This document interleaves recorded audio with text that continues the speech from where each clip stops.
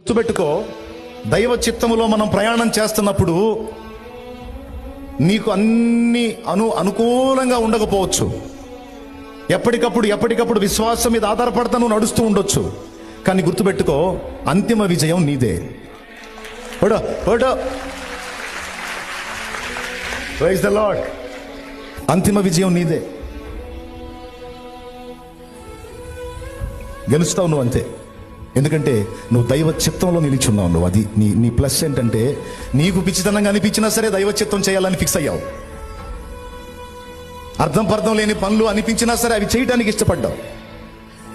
ప్రార్థన సేవ చేయి అని దేవుడు నీకు అవకాశం ఇస్తే నువ్వు రోజు ప్రార్థన సేవ చేస్తూ ఉంటావు. నీకే అర్థం కాదు, ఏందో ఇది ఒక సేవ నేను చేస్తున్నాను, రోజు మొత్తుకుంటున్నాను, అసలు ఆయన దగ్గరకు పోతున్నాయో లేదో, ఏం జరుగుతుందో ఏమో. నీకు తెలుసా దేవుని దగ్గరికి చేరిందో లేదో, నా సేవకి ప్రతిఫలం ఉందో లేదో, జవాబు ఉందో లేదో అని నువ్వు అనుకుంటున్నావు కదా.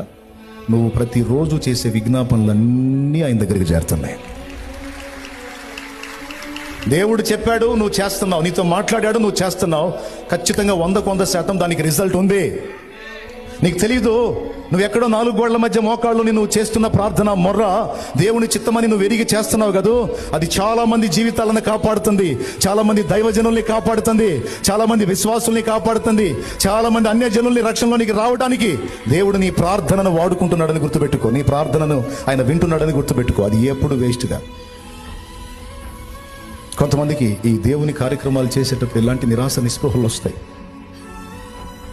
అది ఏదైనా పెను తుఫాన్లతో కూడిందైనా నువ్వు చేస్తున్న దైవ చిత్తం అన్నప్పుడు ఇక దాని గురించి నువ్వు ఆలోచించాల్సిన అవసరం లేదు.